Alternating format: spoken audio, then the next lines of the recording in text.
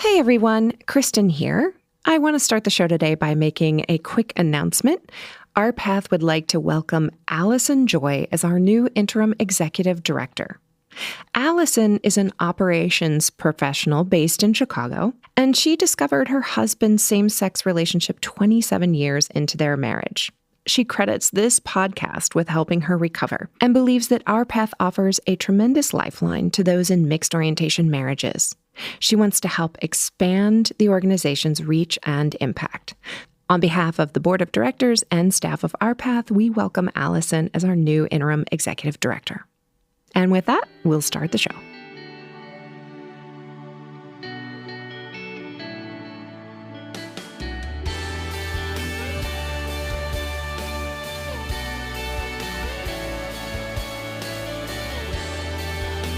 Hello, everyone. Welcome to Our Voices, the podcast for straight partners and partners of trans people by Our Path. I'm your host, Kristen Cowley. Our guest today is Karen Slater. In 2014, 2 days before her daughter's high school graduation, she learned that her husband of 22 years was not exactly straight. After 7 months of trying to keep her family together, the couple ultimately divorced in 2016. She is now remarried, this time to a straight man, and describes herself as having successfully made it to the other side of the shit show. She credits her support network, her therapist, and her husband for her success. Welcome to the podcast, Karen. It's a pleasure to have you. Thank you. So we're having this show today predominantly because last year, we did a couple of episodes back-to-back on the topic of forgiveness, always a fraught topic for straight spouses, and always a challenging one to work their way through. And we interviewed Carter Cortelyou, a Methodist minister, and then we interviewed a social scientist, Professor Everett Worthington, on some of the research into forgiveness. And you and I talked that there might have been a missing component to that discussion, which is the more personal perspective of forgiveness after what for you, it sounds like, was a very fraught experience in some ways. And so I wanted to bring you on to have that conversation. And I know you want to talk a little bit about your ex-husband at the top of the show before we get into your story, because it's really important for you to know that you're not here to bash your ex-husband because you are in a pretty decent relationship with him. Is that correct? That is correct. It's been almost 10 years. I can't believe it's been 10 years that I've been in this journey. But 10 years since D-Day, and I'm in a really good place in life in general. I have a wonderful husband, my children, my extended family, my job, and yes, I have a really good relationship with my ex-husband. And so in doing this interview, I'm really not looking for an opportunity to badmouth him, but because it is a topic of forgiveness, it would feel really disingenuous if I didn't share with people some of the things that he did that required forgiveness. And so I am going to share some of those things, but I want people to know that I have forgiven him for everything that you're going to hear today. And I'm not sharing any of this for any negative reason at all. Got it. And I think that just your clarity around that is really important so that when we get to that portion of the conversation where you talk about how you came to be in this place, where you have forgiven him, is going to be really key, I think, for our listeners in terms of their takeaway from this episode. So let's just jump right in with your story. Do you want to tell us what happened? Sure. So I was born and raised in Huntington, West Virginia. I had a wonderful, loving, supportive family, my parents, my brother. But I was pretty sheltered, and I never had a serious boyfriend before I went to college. And when I got there, I really wanted one. I don't know why, I just did. And I went to college at Emory University in Atlanta. It was the 1980s, and I was so naive, Kristen. I made out with a lot of guys, and I thought, oh, that must mean they want me to be their girlfriend. How ridiculous. And inevitably, the next day, I would always be disappointed when I'd see them and they acted like they didn't know who I was. So my sophomore year, I met this absolutely adorable, smart, sweet, funny boy named Adam.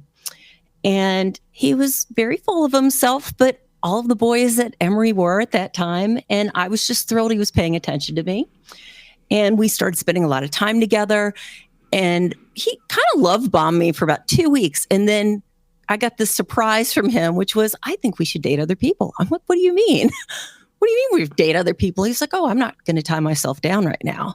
And you can go out with other guys if you want to. I'm like, oh, I don't want to do that. And then I met this really cute guy in my fencing class, and I started dating him, and Adam wasn't all that happy about it, but he kind of set the tone. Right, right. I love that you were fencing. That's great. It was an easy PE class that was required. Okay. So anyway, looking back now, I can see there really were a lot of signs, even right from the beginning, that he wasn't straight. But I was so inexperienced and so young, I didn't realize what I was looking at. So, and I'll just share some of those things. One of them was he didn't like to French kiss, or he didn't want to French kiss me. And I love that. I'm not embarrassed to say that. And so I found that a little unusual. It took us several months before we became intimate. And it was my first time. I didn't really have anything to compare it to. And, I kind of always thought that, college guys were all horny. They all, they would get together with anybody they wanted to right away. There was no waiting around. And so I found it kind of refreshing that he wasn't doing that. Mm-hmm. But of course, now that I'm married to a straight man, I realize how unusual that was, but I didn't know. It took him almost 1.5 years to tell me that he loved me, which I don't think it should have taken that long. Mm-hmm. And another thing that was really interesting was, so he has this wonderful brother, and I introduced his brother to a girlfriend of mine. And to this day, they got married before we did. I have some wonderful nieces through them, and they're still together, but they were always so affectionate with each other. They're really, hi, sweetie, and always touching each other. And he would kind of make fun of them. Like, oh, you guys, you can't keep your hands off each other. And again, I was just kind of like, I didn't really know what to make of that. But, our intimacy was fine. It wasn't passionate. And I think he was trying to lean in. I really do. I think he tried, but it wasn't really his thing. And I knew back then that if I wanted to be with a man who was like all over me all the time and super affectionate, it wasn't going to be him. But he had so many other good qualities. I just felt like all those things outweighed it. So, what would you say those other good qualities? I mean, you're naming my own story right now, and I think there's going to be a lot of people listening who can relate to this idea of coming together young in college, meeting, not having a ton of dating experience to compare things to, so you don't really know what you're looking at, but also particularly if you're a woman and you might be sort of naive or sheltered or what have you, not having a guy who is feeling like they're pressuring you or things like that before you're ready is really refreshing and feels respectful, even though it's not coming from that reason. So what were the things that he did that you did feel were super compatible with you? He was very warm. He was not afraid to share his emotions with me. He was ambitious. He had, he grew up with both of his parents working in the federal government because he was from Maryland. And he was super excited to get into corporate America, and he was fun. He liked to dance. He wanted to go out. He was a lot of fun. Mm-hmm. And, my parents liked him. My brother liked him. All my friends liked him. They didn't love the way he kind of strung me along sometimes and played some games. But I think looking back, I think he was probably struggling with, here I've got this really cute, nice girl, and this could turn into something, but I don't know if that's really what I want. Mm-hmm. Okay, so you are in this relationship. Mm-hmm. What happens to bring you towards the point of marriage? Well, before I get to that, I kind of want to talk about I've really put a lot of thought into this. why did he do this? Why did he go for the heterosexual life when he knew he wasn't? I think, I think he thought he was bisexual. Has he said this much to you? I mean, jumping forward a little bit, has he said that he knew he wasn't straight? He's told me that the first time he felt an attraction for a boy, he was 8 years old. Okay, got it. All right. So there's some knowledge there at least. Yeah. Yeah, absolutely. And I kind of joke he's of the buy now, gay later variety. So, okay. So, but I've really put a lot of thought into it. And I think a lot of people who are, who went to college in the 80s, who are in my situation, they're going to relate to what I'm about to say. So the 1980s was the onset of AIDS. When we got there, there were a lot of kind of faceless gay men who were dying. People did not know how it was transmitted. And then Rock Hudson died of AIDS. For those people much younger than me, Rock Hudson was this heartthrob, actor from the 50s. And all of a sudden the world's finding out that, oh, he's dying of AIDS because he's gay.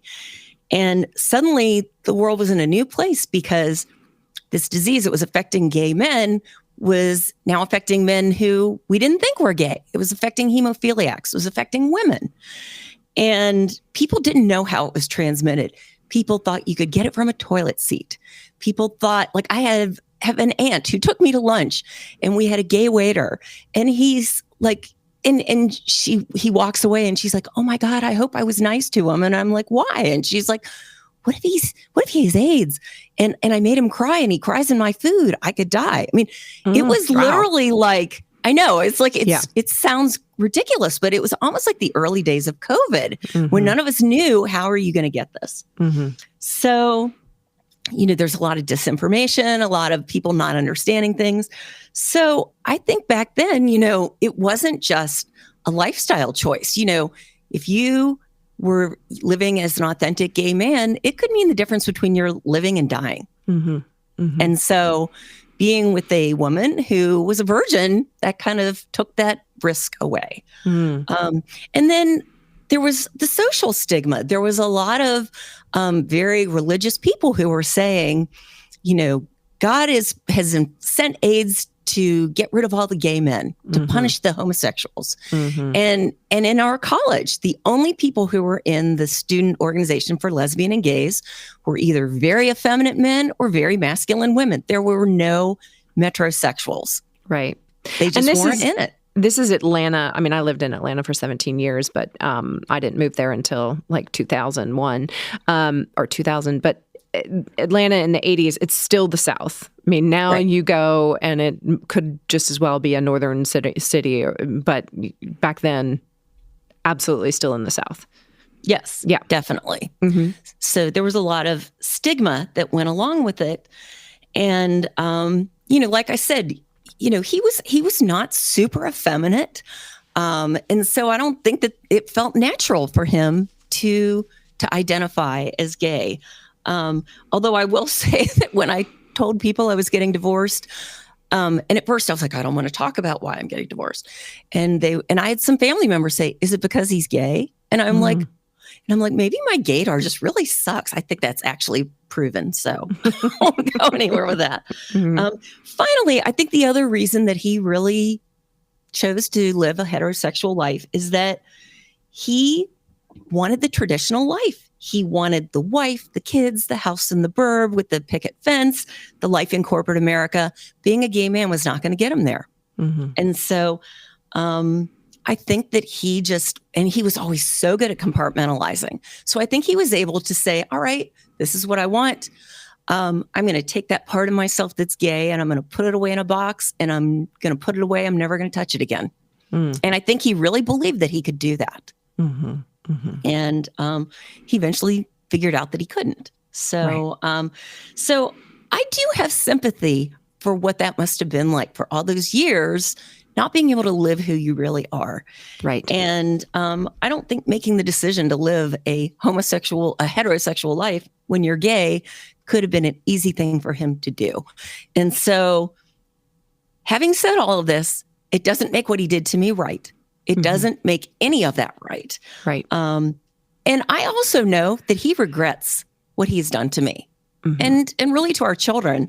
And so I think as a result, it made it easier for me to forgive him, even when there were a lot of people who felt like he didn't deserve my forgiveness. Yeah.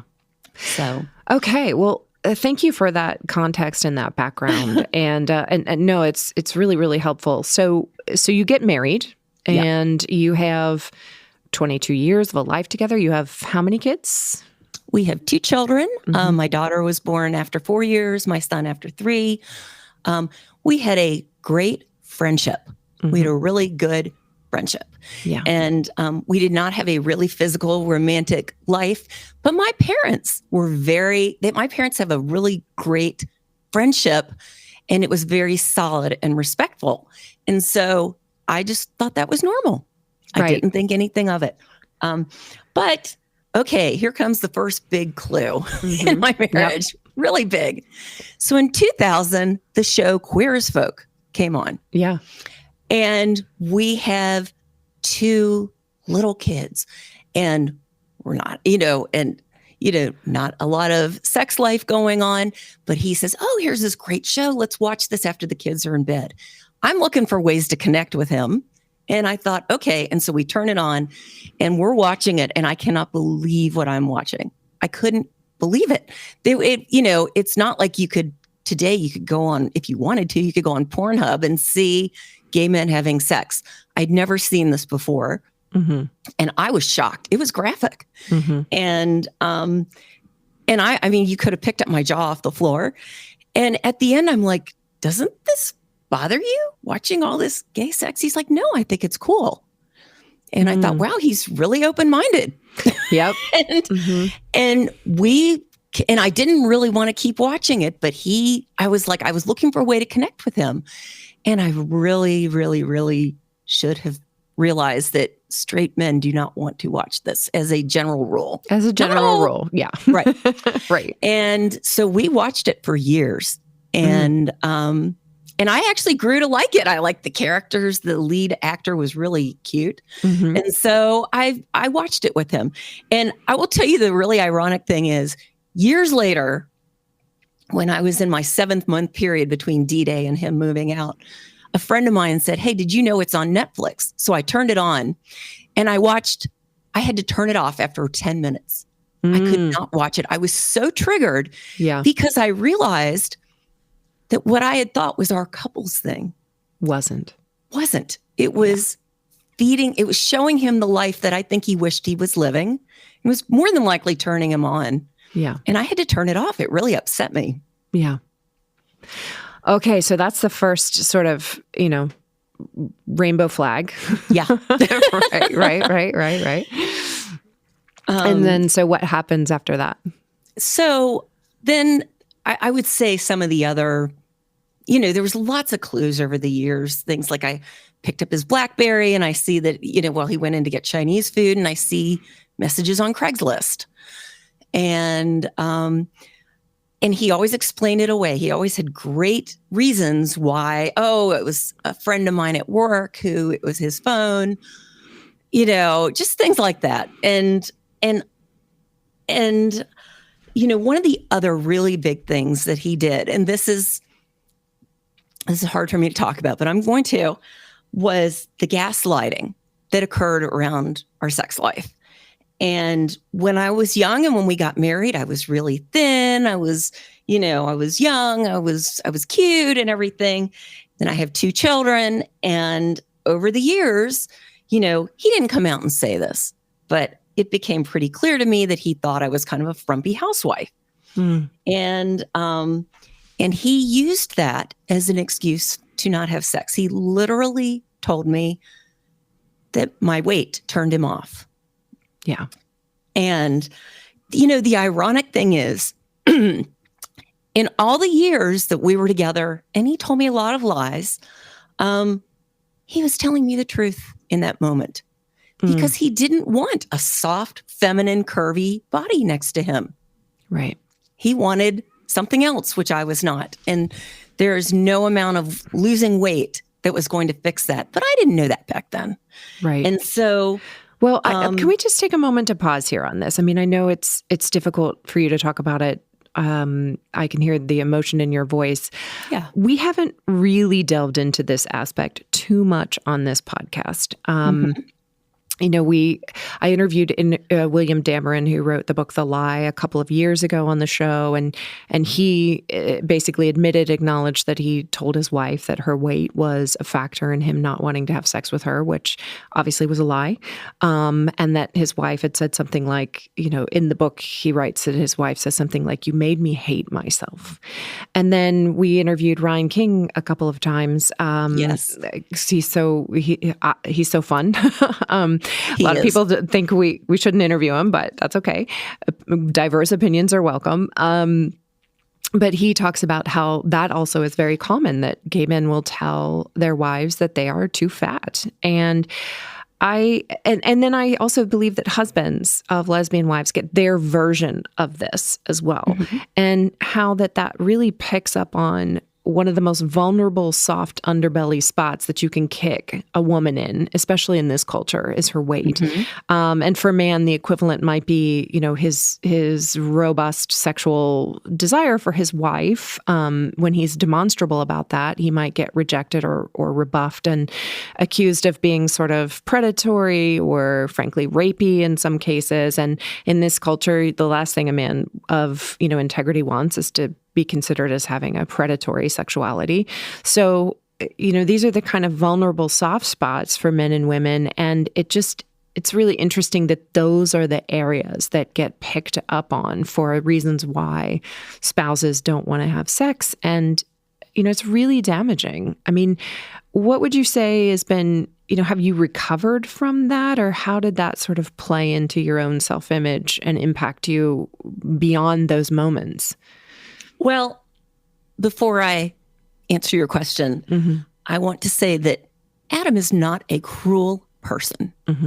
He could be mean, but he's not a cruel person. And I think had he known the damage he was about to create in me, he would have looked for another excuse to avoid intimacy. Still would have been an excuse that's not genuine, but correct, right? But not that one. Yeah. So what this did was that this created a lifetime of yo-yo dieting, and I would go on diets. I would lose a lot of weight, so I would be attractive for him, and he'd tell the kids, "Oh, look how pretty mommy looks."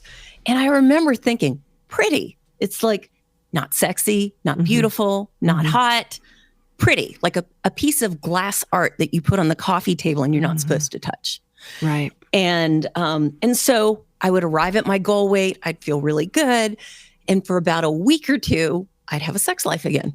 And then eventually he would say, "You know, I just don't really need it as much as you do." And then we'd be back to cricket skin.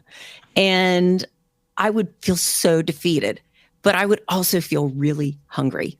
I was hungry. I'm like, and so I would start eating and I'd gain the weight back. And he'd be like, "Oh, honey, you work so hard. Don't do that to yourself." But I didn't care. I was hungry and I wanted to eat. And I'm like, it's not like losing the weight helped me with what I really wanted here. So who cares? And the next thing I know, I'd put 20 pounds back on, and I was back to him telling me that my weight turned him off. Wow. And I would say that over the years, probably happened to me about 5 or 6 times. Yeah. And I would say that, you know, to this day, I still live with this. I am married to the most wonderful straight man. And he told me very early on, he's like, "I don't care what you weigh. It's impossible for me not to be attracted to you." I almost don't believe it. I didn't believe it when I'm hearing him say that to me. And, you know, I know that he cares about my weight, but he does for 2 reasons. One is because he knows I care. And 2, because he wants me to be healthy. You know, he doesn't want me to. And, you know, Kristen, I think most people who know me would never look at me and say, "Wow, she really needs to drop some weight." Nobody would do that, but I know it, you know, and I feel it. And so I have to say that I feel like this is probably the one piece of being married to a gay man 10 years later that I can't let go. I want to really badly. But what he conditioned me to believe, and I don't think he meant to, but he conditioned me to believe that when my weight is higher, that I am unworthy of physical affection. It was withheld from me. Mm-hmm. And, and then when I went out on the dating market and I lost a lot of weight. It's like, I'm one of these people who sometimes when I'm depressed, I actually lose weight. And I was going on dating apps and guys were like, "Oh, you're so hot." They'd like send me messages. And I'm like, "Oh, they're so full of it." I didn't believe it. I couldn't believe it. And, I have a friend who I went to the grocery store with, and he's like, "Oh my God, Karen, all these guys are looking at you." And I'm like, "No, they're not." He's like, "Yes, they are." It's like, I just couldn't believe it. I didn't want to believe it because I'd been trained to not believe that. But I'm still working on myself. And like I said, I've forgiven him because I know he did not mean to do that to me. Right. I understand that. I think, thank you for sharing that, because I think there's going to be a lot of people who can relate, myself included. And I think that it's okay to distinct out, I believe he didn't mean to do that. He's not a cruel person. And it's still insidious, and it still has a deep and profound deleterious impact on body image and on self-acceptance. And the damage is really profound. Yeah. And I can tell myself logically all the time, I'm like, he's gay. He doesn't get to determine whether or not I'm desirable. He's not qualified to judge that. Right. He's just not. And yet, when I see the numbers going up on the scale, I want to be hearing, my second husband's voice telling me, "Oh, you're beautiful. I don't care. I love you," Yeah. But that's not what I hear. I hear your weight turns me off. But I really am. I mean, I'm getting emotional about this, but I really have forgiven him for this because I know he didn't mean to do it. Right. I wish he hadn't done it. It was a very selfish thing to do.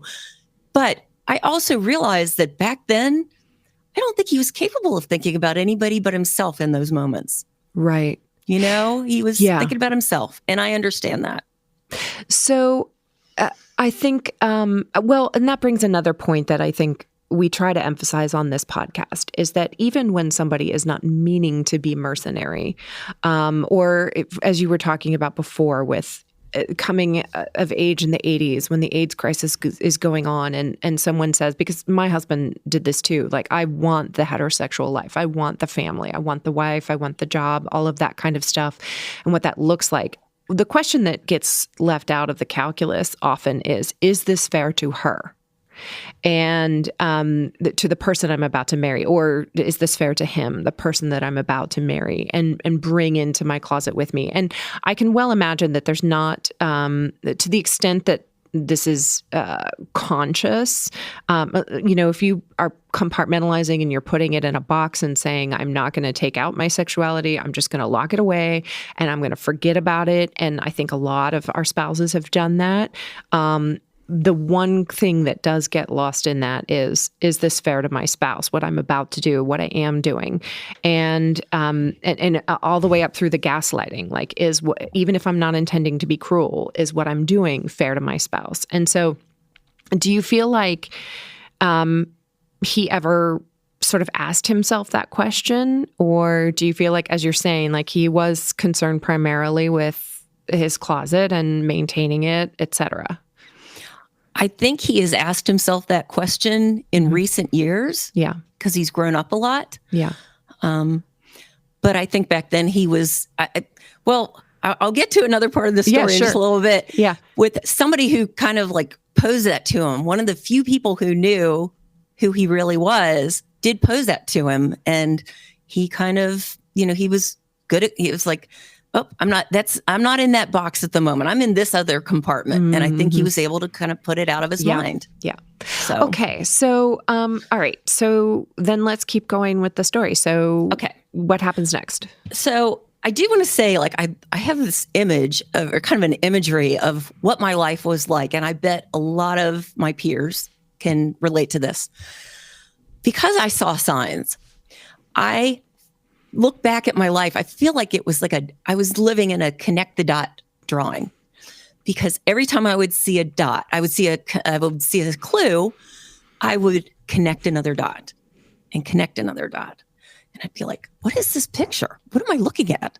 And then when it would start to create the form of what it was, I'd be like, oh God, I don't want to see this. I don't want to put it away. And I would brush it under the carpet. I did not want to see that picture. And, there were a lot of reasons. I was raised in a family where I think I had one aunt at the time who had gotten divorced, not the same one who thought she was going to get AIDS because she made the waiter cry. I actually had some wonderful aunts. So, but anyway, my parents had, every now and then when they would argue, I was always told, staying married, that's what you do. You work through the hard times. And also, I didn't want my kids to come from a broken home. How many people have you heard say that? Yeah. And I realized, ironically, later that the home was already broken. Yeah. It wasn't until he moved out that it got fixed. Yeah. Because my kids saw their father not really treating their mom with respect and not really functioning as, not demonstrating, healthy relationship. I think we both did that. I did the best I could, but we weren't modeling that. And, so I didn't want to get divorced. And I gave him all this freedom. I was like, oh, you want to go to the gym? That's fine. You want to, you're mentoring college students. He was real involved in the local business schools, like at Emory and UGA. He'd go to business dinners. I did raise my eyebrow a bit when he joined a late night basketball league at the gym. I don't even think that exists, but okay. Late night basketball league is in air quotes. Yes. Yeah. And also he was very encouraging of me to go and do some things that I was passionate about. Like, I sang in our choir and I started my own business in 2010 and I taught Sunday school. I was really good at it and he loved it. He was very proud of me. I know he was. But he also loved the 3+ hours that I was out of the house every Sunday morning and I took the kids with me. We're going to take a quick break and then we're going to get to D-Day. So we'll leave the little suspenseful cliffhanger right here. Hey, everyone. Have you noticed that this content is not behind a paywall? At least not yet. For the past 7 years, and I can hardly believe we are in year 7, Our Path has brought you this content for free, and that is because of our donors. If you are in the position to do so, we hope you will consider donating to the show, even if it's $20, which is the amount we pay each month to our podcast hosting platform. There's a donation link directly to the podcast in the show notes and on the podcast page of the Our Path website. And as always, if you're able to support us monetarily, we thank you for your support. All right, we're back with Karen Slater. And Karen, we were just about to get up to D-Day before I interrupted you, so go for it. Okay. So in the year leading up to it, I saw him using a chat app. It had like a black background, had yellow and blue speech bubbles on it. And and he was on it all the time. And I'm asking him, what is that you're on? And he goes, oh, it's a chat app we're using for work. And he was obsessed with it. He would go into the bathroom like at 1:00 in the morning and he would stay in there till like 2 or 3. And I'm like, what are you doing? Like even people in your business industry can shut it off and go to sleep, and he'd be like, I don't tell you what you can do on your computer. You don't tell me what to do on mine. So suddenly it's my fault for bringing it up. And then, okay, this is also shortly before D-Day, but I think the story is so funny. I was invited to a pure romance sex toy party that a friend of mine had. And she starts off the party by reading this list of like sexual and self-care activities. And she says, give yourself a point for each item that you have done recently. And it was things like, did you have sex this morning? Did you and your husband take a shower together? Have you taken a bath in the last week? That was on the self-care things. And like all my friends, all the women are like, they're all giggling and scribbling and everything. And I got 4 out of 20. I got 4. I felt like Rodney Dangerfield at the end of Back to School. It's like 4. I'm like, what is wrong with me that I have 4? Something is not right here. So, okay. So 2 weeks before my daughter graduates, I'm doing the laundry and a condom falls out of it in a pack. Not a used one. The condom falls out of the laundry. Thank God. And I'm like, wait a second. We took care of this for him years ago. There's no reason for there to be a condom in the laundry. And so ironically, I had a good friend who I had met in 2007 on a cruise with her husband. We'd all gone on a cruise together, and her husband had come out as gay. And so I called her and I'm like, oh my God, I don't know what this means. And she's like, look, Karen, my husband and I have been thinking for a while that Adam is gay. And I'm like, no. And she's like, no, Karen, you need to face up to this. And her husband got on the phone and starts giving me advice about what to say to confront him. And so Adam comes home from work. We go for a walk and I confronted him and I told him what I had found. And he's like, oh no, we have those all over the house. I'm like, no, we don't. And he's like, oh, maybe it's one of the kids. Like there's just a bowl full out. Right. It's like a candy dish. Yeah, exactly. He's like, maybe it's one of the kids. I'm like, it is not one of the kids. I knew it wasn't. And he's like, there's nothing going on. And I'm like, are you living like this, secret gay life? He's like, no, not at all. He goes, I love you. I can't imagine myself with any other woman. And I'm like, okay. Right. So I watch him for like 2 weeks, like a hawk. I was really, really watching him. And then the night before, or 2 nights before my daughter's graduation, so it was the night before her last day of school, I figured out that the chat app he had been using for years, or for a year, was Grindr. And I'm like, he'd gone to sleep and I'm like laying in bed and I've discovered this and I'm like, oh my God. And I could barely sit still, but I didn't say anything to him. And I wake up the next morning, my daughter goes off for her last day of school. And I took the dog for a walk and I picked up the phone and I called up David. David was Adam's college roommate when I first met him. And he was in our wedding party. He was a very good friend of Adam's. And shortly after our wedding, he had come out as gay. And I had become very good friends with him in the last year because he had worked in academia and he was helping me with my daughter's college application process. And so I called him and I'm like, look, I need to ask you something. And I want you to be very honest with me, no matter how much you think this is going to hurt me. He's like, okay. And I said, what does your gaydar tell you about my husband? And he paused and he said, oh, honey, I've been waiting for years for this call. Oh. All right. Okay, I'm ready to keep going. And he's like, what is going on? What is bringing this up? And I said, I've been feeling, disconnected from him. And last night I found him on this app and I think it's Grindr. And he's like, oh shit, he's on Grindr? I'm like, yeah. He's like, all right, Karen, I need to tell you the truth. And he's going to be very upset with me, but you deserve to know. And he proceeds to tell me about their history. And they had been together, not a lot, but they'd been together maybe a few times. And shortly after a couple of years later, like I guess my children, so it must have been at least 7 years later, like he'd been at my house and he walked into my bathroom in the master bathroom and he saw all my products on the counter and he was like, Adam, what are you doing? He's like, she loves you so much. Why are you doing this? And he's like, oh, Karen knows who she married. Oh, wow. And so David assumed that we had an arrangement. And he told me, he's like, Karen, I know what he's been doing over the last several years. He's definitely been leading a gay life. And you need to know the truth. I thought you knew the truth. And I am so sorry. I'm sorry for any role I played. I'm sorry I didn't tell you. And I'm like, what am I going to do? What am I going to do? He's like, you're going to go back to the house and you're going to confront him and tell him you know the truth. And very interestingly, and I bet a lot of my friends will understand this. He said to me, Karen, you know, like like we had family about to descend on Atlanta for my daughter's graduation. He's like, you need to tell your mother.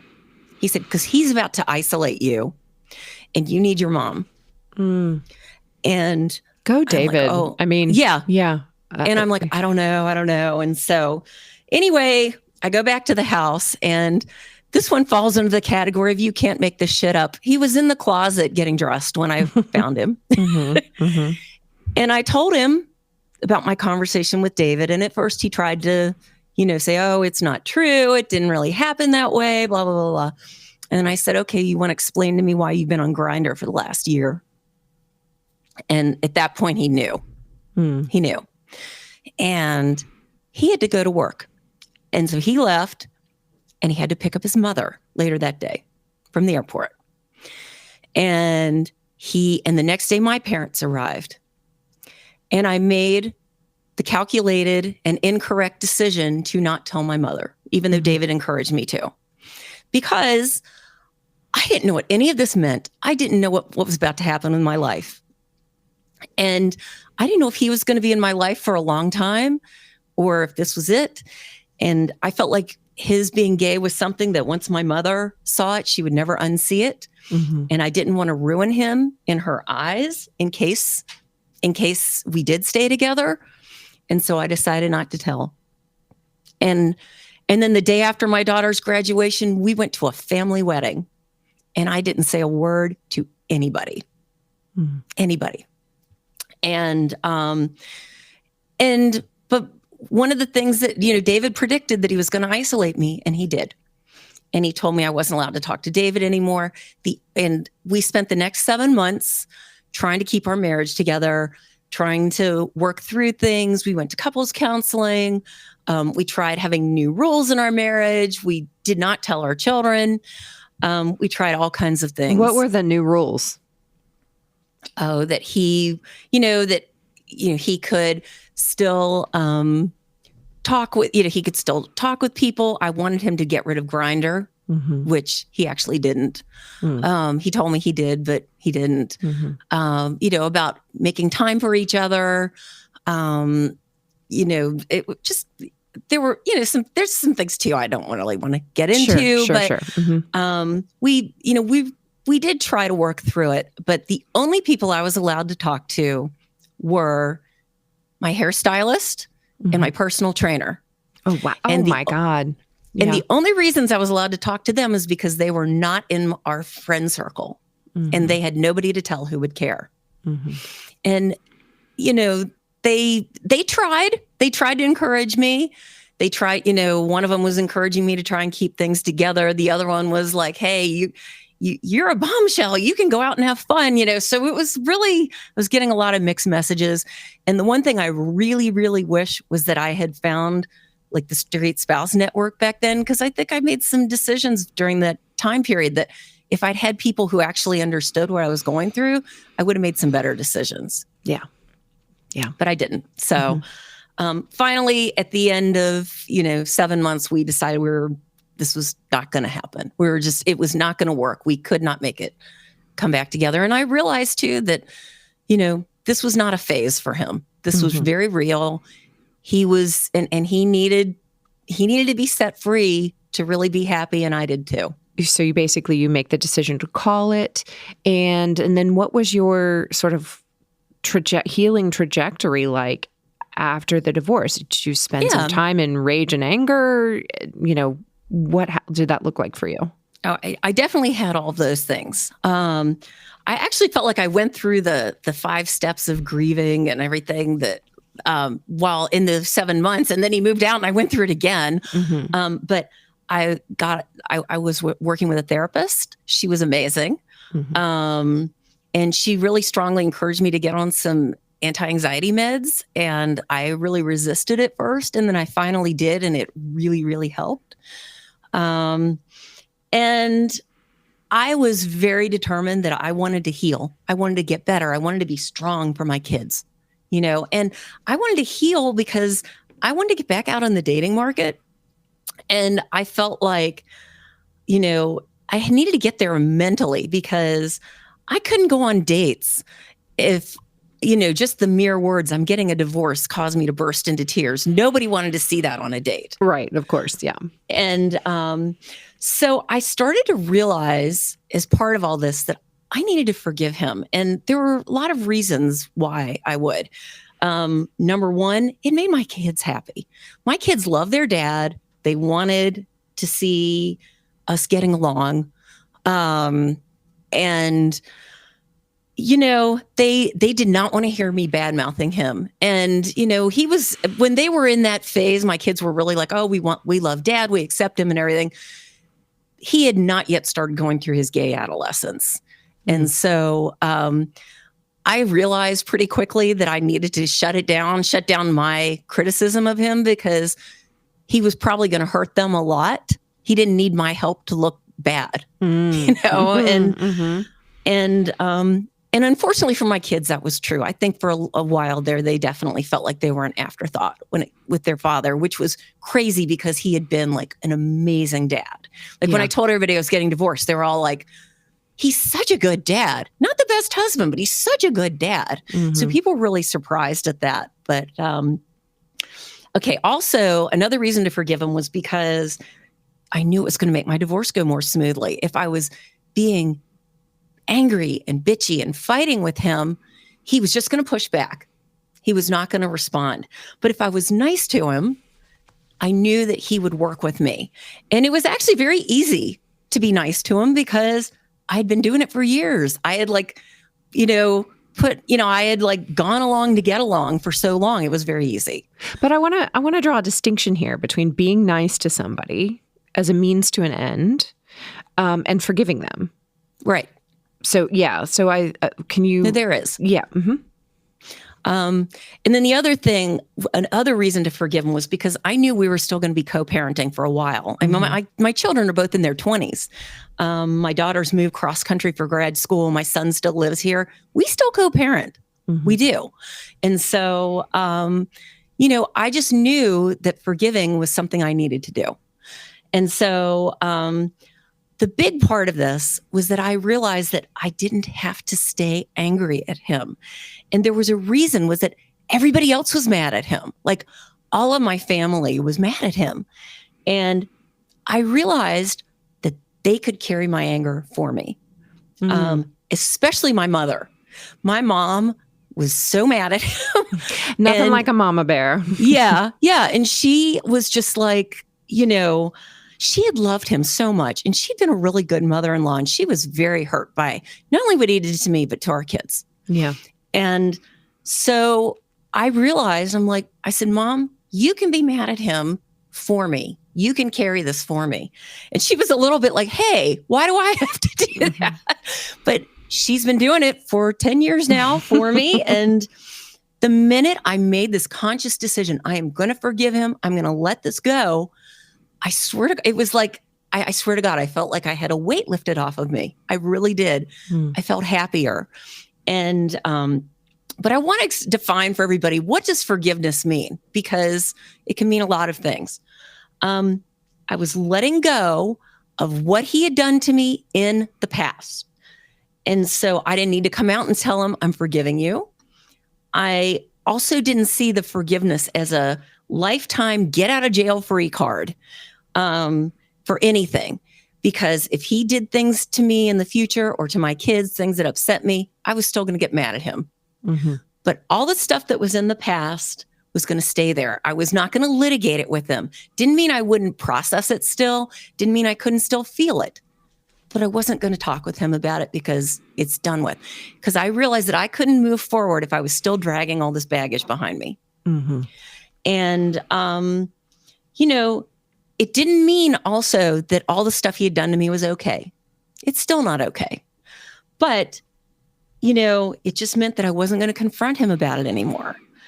And it wasn't always easy. There were since we moved, since we've divorced, things have come up. There were a lot of things that triggered me. I'll give you an example, was that when my husband and I were moving out of my house, I'm cleaning things out, and I found this stack of greeting cards that he had given me over the years, birthday, anniversary, Valentine's Day. And I'm sitting there reading them, and I'm like, what the hell am I looking at? They were so narcissistic. And I don't think that Adam is a narcissistic person. I think he has those traits, but I don't think he's full-blown narcissist. I never have, because he's very capable of thinking of other people. And he really does. But the cards were like, how did a girl like you wind up with a guy like me? Just lucky, I guess. There'd be things like that. And oh, wow. Like you're the lucky one. Right. Oh, right. Okay. Right. Wow. Okay. And I found them and I got so angry. I was angry for the old Karen who didn't get upset with him all those years ago. It was like, how come you're not giving me cards telling me how great I am, what a good mom I am, or a good wife or anything? No, they're all about you. And what am I going to do with these cards, Kristen? Am I going to go back to him and say, why did you give me all these? No, I didn't. And so again, I forgave him. But what my husband and I did was that we set a bonfire and I read the cards out loud, and he filmed me reading the cards out loud, and then I threw them in the fire, and it felt so good. It was so cathartic doing that. I think that forgiving just gave me a really much more positive outlook on life. And it also really helped me in the dating market. Like one of my first dates I went on, I was talking with this guy, and he's sitting there talking about that bitch I was married to. Right. And I'm sitting there thinking, I don't want to be around somebody who's like that. Yeah. You know, I don't want to be like that. Yeah. And if she's his bitch now, she might become mine later. And I just I don't want anything to do with that. Right. Right. So I didn't want to be like that. And then, also I realized that forgiving was not just about forgiving him. It was forgiving myself, because forgiving myself for not having known. I mean, all of us got those questions. How could you not have known? How could you not have seen it? Yep. It's forgiving myself for that. Forgave myself for brushing all these clues under the carpet. Forgiving myself for holding onto a marriage that wasn't healthy. Forgiving myself for not putting myself first sometimes. And forgiving myself for not being a good role model for my kids, But I understand that I have some very dear friends in our community who are like, I'm not going to forgive him. I don't want to forgive him. I got nothing to forgive him for, and I'm not doing it. And you know what? That's okay. If other people don't feel like they can, that is okay. Part of our community, one of the kind of the good things is it helps you to put yourself into perspective. You always know that somebody had it worse than you. And so I know that there are people out there who, like, they had spouses who physically abused them financially. They've, did some really, really horrible things. And I get it. If they can't do it, that's okay. Yeah. But but the things that I think help you to decide if you want to, and if you're able to forgive, first of all, is you both need to want it. It can't be, you both need to want to have an amicable relationship, or it's not going to work if only one of you wants it. And then, like I've said, I don't think he ever deliberately set out to hurt me. I really don't. And so that made it easier. I think if you're going to co-parent, it makes it easier because you need to, do that. And there's some people in our group who have spouses who they cannot co-parent with. And I get it if they don't want to forgive them, because some of these spouses have done some really terrible things. I get it. Right. And then the other thing is that Adam never played financial games with me. He didn't hide money. He was always very big on paying me, even like when he lost his job during the pandemic. So that helped me a lot in forgiving him as well. Now, you guys and where are you today? You have a amicable relationship, you co-parent together still, and that's all going okay? Yeah, it is. And did he ever say anything, like come back and say, I'm sorry, or? Yes. Yeah. 3 times in the last year, he has come out of the blue and apologized to me. One time he did it in front of our son. And he was like, you know what? He says, I am really sorry for what I did to you. He says, you were a great mom. You were a wonderful wife. And you didn't deserve what happened to you. And I am so sorry that I did all that. And I'm like, oh my God. What? And then another time, this one was really interesting, was that he found this photo album that I had made from a trip when we'd gone to Europe together in 2007. And he's showing it to me. He's like, look at this. And on the cover was a picture of the two of us standing on the beach in Monaco kissing. He's like, look how cute that is. And I looked at the picture and I said, when I look at that picture, what I see is me hugging and kissing you and you wanting to be anywhere else. And you can see my arms are around him and he's pulling away. You can see it in the picture. And he like did a double take and he looks at it again. And he's like, and I said, you have no idea how many pictures like this I have of us. And he's like, I'm so sorry. He says, I didn't mean to withhold affection from you. I really didn't. He says, I couldn't help it. And, Carter had talked in his episode about forgiveness, that this stuff really helps when the other person wants the forgiveness. And I don't know if he was looking for it. I never really came out and said to him, I've forgiven you, but I think my actions showed it. And I think he's really grown up a lot in the last several years, and he's done a lot of self-reflection, and he is sorry for what he did. And it's hard to stay mad at somebody when they're saying these things to you. Right. There is profound healing. I think that's, one of the things that's really difficult for some people who never get that acknowledgement.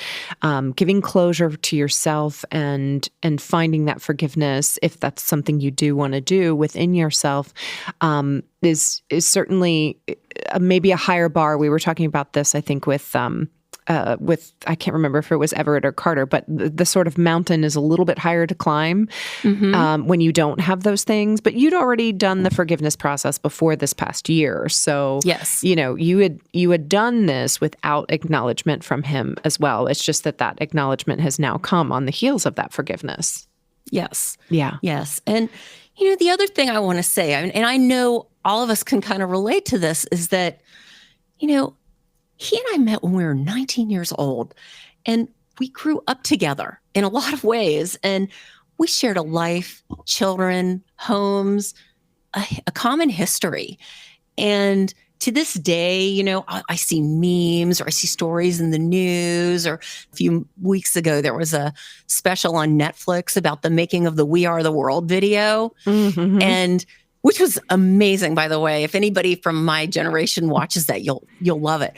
And I my immediate reaction was, oh my God, I have to tell Adam he needs to watch this. He and I have that kind of relationship. It's like, and I think that, in the aftermath of D-Day, we're all confused because the switch of our love, it's like a light switch. It doesn't get flipped off. You're still feeling love for this person who has really wronged you, and yet you don't know what any of it means, and you don't know what your future holds, and that switch doesn't go off, and so there's so much confusion, and so in spite of all the hurt and the pain, the love that we still felt was still there, and I still can tell you that I love him, not the same way. But I love him. I care about him. I want him to be in a good place.